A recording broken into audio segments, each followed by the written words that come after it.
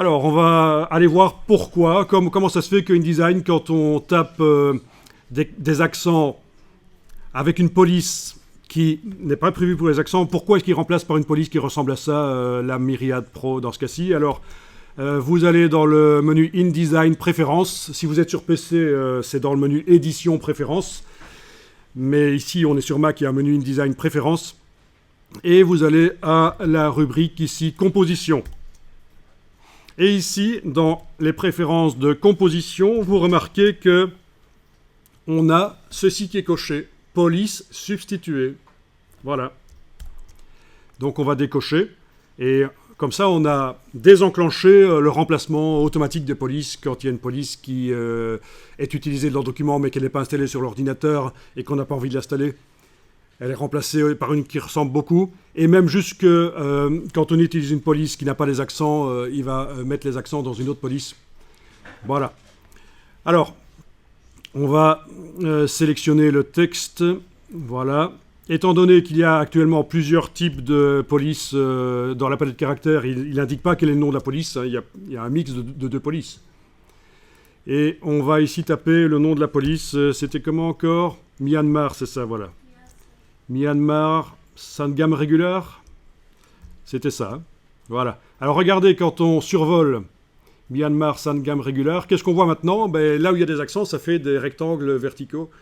Il y a un problème. La police ne convient pas pour le français. Quand on essaye de la mettre, glyphe. Un glyphe, c'est un caractère qui peut être une lettre, un chiffre, un point, de la ponctuation, enfin bon. Donc il y a... Tiens, pourquoi ça le met en anglais? Parce que sans doute j'avais installé InDesign en anglais avant, il fait un mix, ça peut arriver parfois quand on a installé le logiciel en plusieurs versions de langue. Et chez vous, c'est en français? Le message, oui, c'est en français. Vous avez bien choisi la police Myanmar? Dès que vous la choisissez, normalement, il met le message.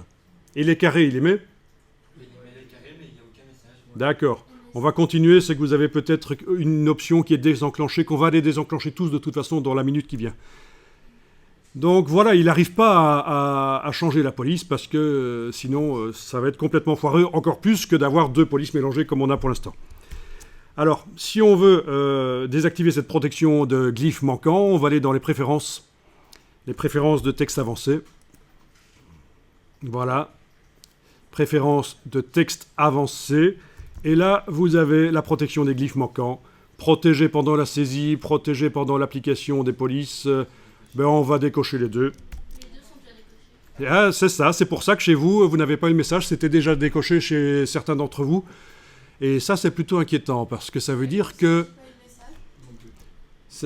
Ça va, donc tout va bien. Personne n'a eu le message et c'était décoché chez tout le monde.